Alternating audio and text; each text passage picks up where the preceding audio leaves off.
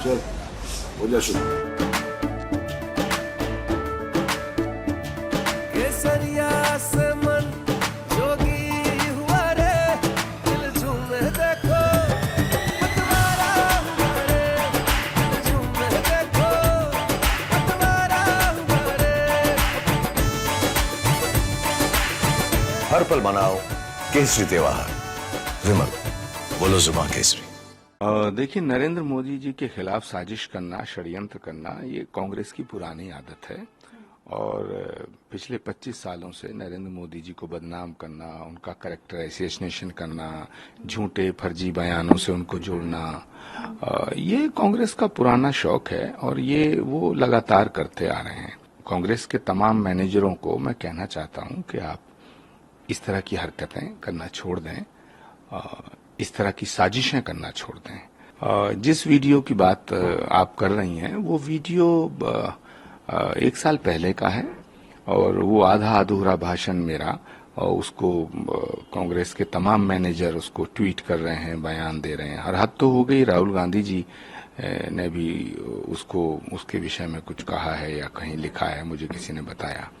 जबकि सच बात यह है कि मेरी नरेंद्र मोदी जी से मुलाकात तो 1 फरवरी 2024 को हुई, और जब ये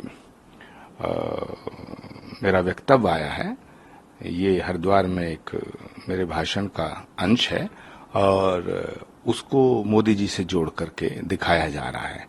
जबकि सच बात यह है कि जब ये मैंने भाषण दिया, जब मेरा वक्तव्य है, तब तो मैं कांग्रेस के साथ था और कांग्रेस के सारे नेता बड़ी मेरे भाषण की तारीफ करते थे और कहते थे वाह क्या बात है। और है ना, सभी नेताओं ने मुझे फोन कर करके, राहुल गांधी जी खुद हरिद्वार आए थे और मैंने उनकी गंगा आरती कराई थी और गंगा पूजन कराया था,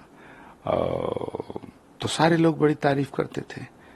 तो ये जो कांग्रेस के तमाम मैनेजरों को मैं कहना चाहता हूं कि आप इस तरह की हरकतें करना छोड़ दें, इस तरह की साजिशें करना छोड़ दें।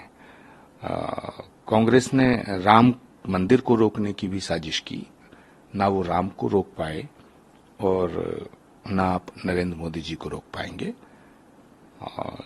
मेरा भाषण ये 1 साल पहले का है, 24 सितंबर 2023 का है, जब मैं कांग्रेस के साथ था।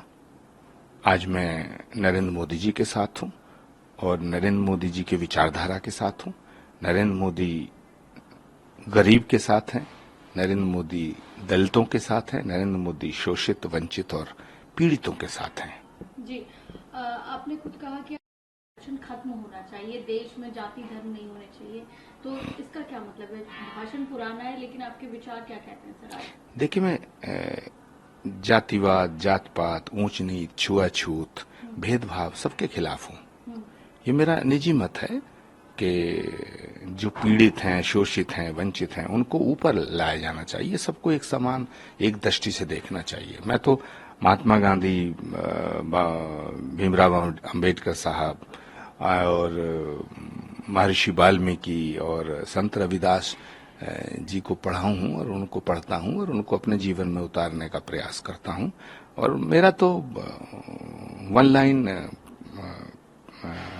लाइन प्रोग्राम कहो या मिशन कहो कि जात पात पूछे नहीं कोई, हरि को भजे सो हरि को होई।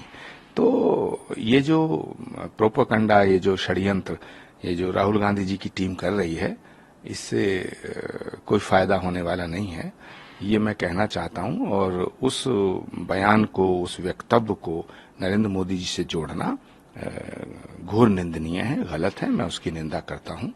और वो भाषण अगर उसको इस परिप्रेक्ष्य में भी देखो तो वो भाषण मेरा 1 साल पहले का है। वो तब का है जब मैं कांग्रेस के साथ था। और इनकी जो सामंतवादी सोच है, परिवारवादी सोच है ना, ये अपनी सोच को बदलें। जी, प्रियंका गांधी प्रधानमंत्री को कह रही, निश्चित रूप से प्रधानमंत्री जी ज्ञानी हैं, उन्होंने मान लिया, ये भी अच्छी बात है। और जो देश का प्रधानमंत्री होता है, देश का मुखिया होता है, उसे ज्ञानी होना चाहिए। क्या कांग्रेस चाहती है कि देश का प्रधानमंत्री अज्ञानी हो? जी। लेकिन देश की जनता चाहती है कि देश किसी ज्ञानी के हाथ में ही सुरक्षित रहता है, इसीलिए तो प्रधानमंत्री जी के साथ है देश। जी सर, रायबरेली और का नाम आगे चल रहा है सर। हालांकि फाइनल डिसीजन नहीं हो पाया, लेकिन सीईसी की बैठक में सभी सदस्यों ने इस पर सहमति जताई है कि अमेठी से राहुल गांधी और रायबरेली से प्रियंका गांधी को लड़वाया जाए। देखिए, पहली बात तो यह है कि कोई कहीं से भी लड़ सकता है, उसमें मुझे कोई दिक्कत नहीं है। लेकिन रायबरेली और अमेठी की जनता लीडर चाहती है, लीडर, रीडर नहीं चाहती, लीडर चाहती है। पिछले कई वर्षों से जो रायबरेली और अमेठी की जनता को वहां के मैनेजरों के हाथ में छोड़ दिया गया है, तो ये दुर्भाग्य का विषय है। लेकिन जहां तक सीईसी की बैठक का, तो कांग्रेस की वर्किंग कमेटी जो है वो नॉन वर्किंग कमेटी है। कांग्रेस में कोई सीईसी वीसी नहीं है। कांग्रेस में राहुल गांधी जी के चंद चाटुकार हैं, उन्हीं की चलती है। तो राहुल गांधी जी अगर चाहेंगे तो अमेठी लड़ेंगे, राहुल गांधी नहीं चाहेंगे नहीं लड़ेंगे। इसमें सीईसी की बैठक में ये हुआ, वर्किंग कमेटी में ये हुआ, वहां कोई वर्किंग कमेटी नहीं है, कोई सीईसी नहीं है। एक गैंग है, नौकरों की एक टोली है, वो फैसला लेती है। जी, मैनिफेस्टो को लेकर भी लगा ताकत की बात की गई है, मुसलमानों को संपत्ति दे देंगे, इस पर आप क्या कहेंगे? देखिए, कांग्रेस पार्टी का जो रुख रहा है वो भारत से ज्यादा विदेश के प्रति नरम रहा है, चाहे वो पाकिस्तान हो चाहे वो चीन हो। तो मुसलमानों को संपत्ति देने का क्या आरोप हैं? एक्चुअली कांग्रेस महात्मा गांधी की पार्टी थी, महात्मा गांधी के रास्ते पे चलती थी, लेकिन महात्मा गांधी के रास्ते से हटके वो मोहम्मद अली जिन्ना के रास्ते पे आ गई। उसी का परिणाम है, उसी का नतीजा है।